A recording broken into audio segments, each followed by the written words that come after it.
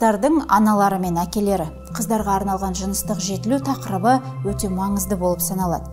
Сіздерден өтініш уақыт бөліп, айтулы тақырыпты мұқият зерттеңіз.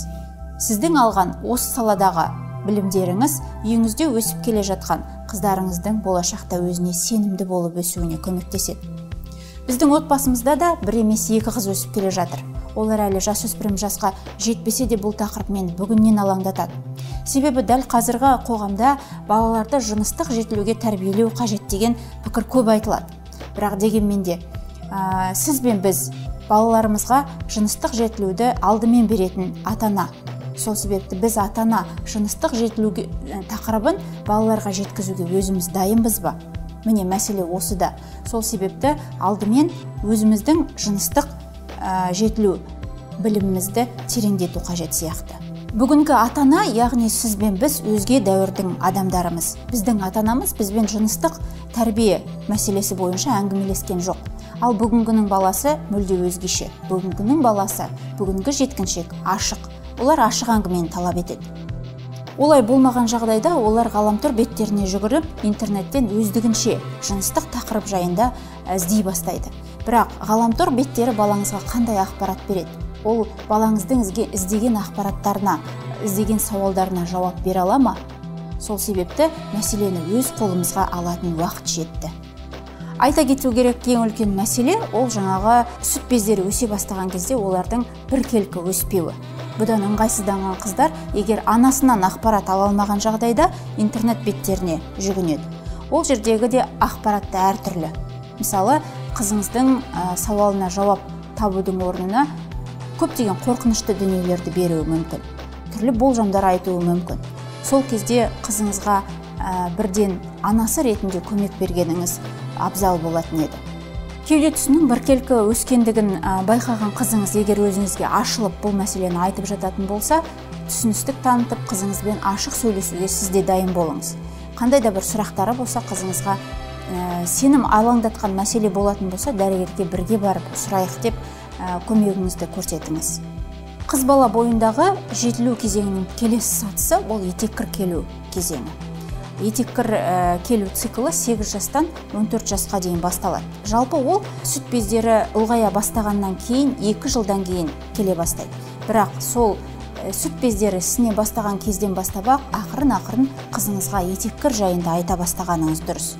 Оның физиологиялық құбылыс екенін, бұл процестен әрбір әйел заты өтетіндігін дұрыс түсіндірсеңіз, қызыңыз да бұл процеске алдын ала дайындалатын болады.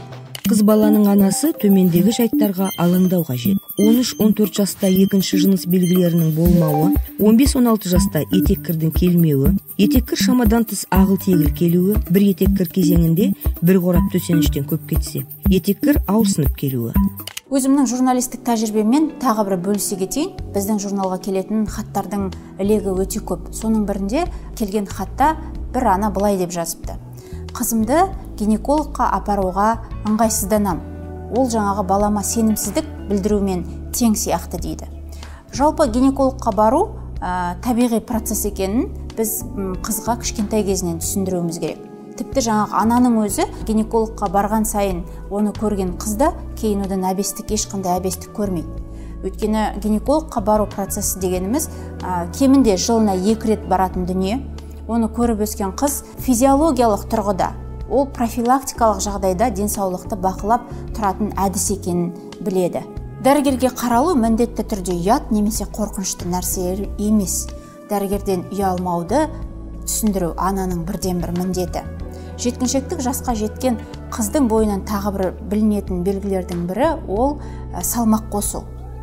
Бұл жаста көптеген қыздардың ағзасында гормоналдық өзгерістер бола бастайды. Сол себепті салмақ қосуда қалыпты жағдай. Бірақ оны ата-ана байсалды қабылдап, қызына жеткілікті түрде ақпарат бере алуы керек. Себебі тамақтанудың өзін бақылау ата-ананың үйдегі тамақтану дәстүріне байланысты.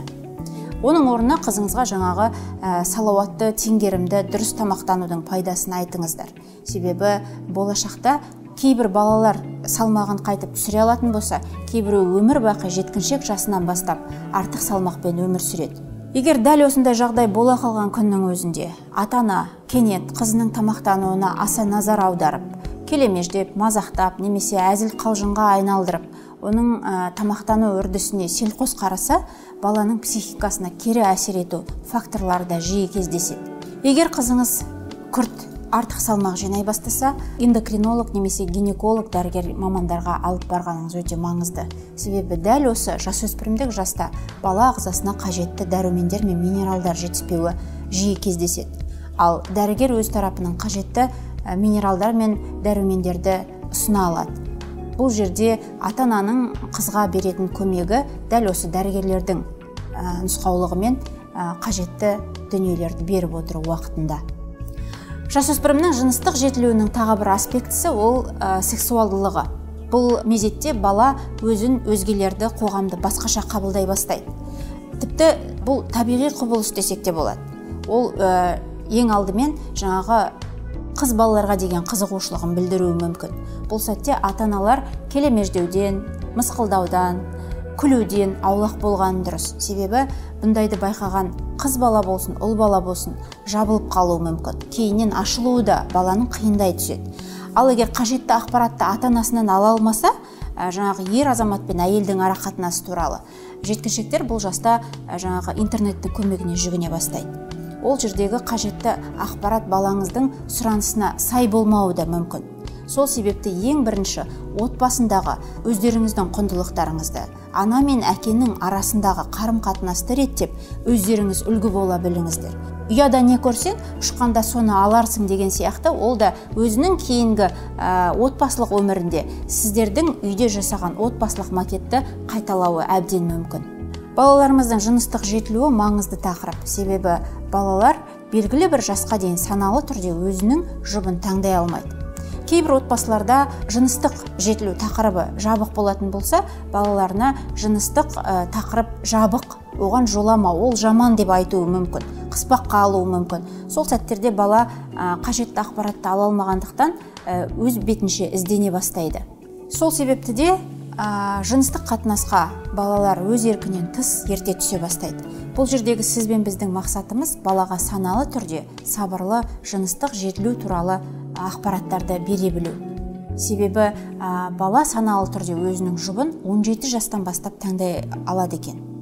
17 жасқа дейін өзі қаламайтын жыныстық қатынастан қорғау біздің ата-ананың бүгінгі міндеті болып табылады. Ол жасқа келгеннен кейін бала саналы түрде өзінің жұбын таңдап, ары қарайға өзінің жыныстық өмірін өзі реттей алады. Балаларыңызбен сөйлесіңіз, уақыт бөліңіз. Уақыт тапшы деген желеуді айтпай бір сәт кідіріңіз. Балаңызға көңіл бөліңіз. Жеткіншектік кезең бала өмірінде енді қайталанбайды. Сіздің өміріңізде де қайталанбайды. Бұл уақытты қайта кейінге шегеріп, оны қайтып қайталауға ешкімнің мүмкіндігі жоқ. Сол себепті балаңызбен саналы қарым-қатынас орнатыңыз.